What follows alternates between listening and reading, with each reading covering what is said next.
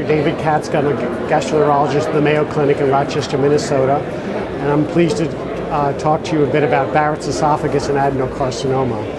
As you know, Barrett's esophagus is rising in incidence in the Western civilization, particularly adenocarcinoma, which has become the most quickly rising cancer along with melanoma in the Western world. This is obviously of grave concern to us, not only because finding cancer is important, but because unless you find it at an early stage, it is basically an incurable disease. The problem of finding these patients, however, lies in the fact that it's very difficult to find and that many of these patients have minimal symptoms and oftentimes don't come to the attention of physicians so that they can be enrolled in a screening program.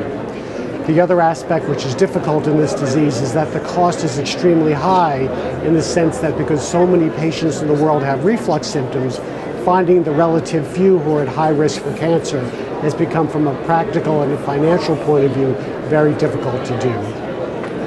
What we feel is very important in these patients is, number one, trying to come up with non-invasive screening tests to find these patients irrespective of whether they have severe symptoms or not.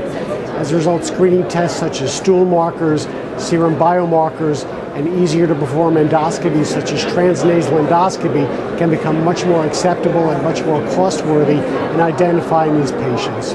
What is also important is that if patients have Barrett's esophagus, we need to identify those specific factors, both clinical and by biologic biomarkers, which predict who are more likely to go on to develop cancer, so that we don't need to enroll the vast majority of patients in screening programs which can be expensive and will not benefit them. As a result, epidemiologists need to get very much involved in accurate modeling systems to determine who are the patients who are likely to survive. This is clearly of epidemic proportions, and we can't, although cost is important, we have to treat these patients and find them and prevent what's a preventable, curable, but otherwise fatal disease. Thank you very much.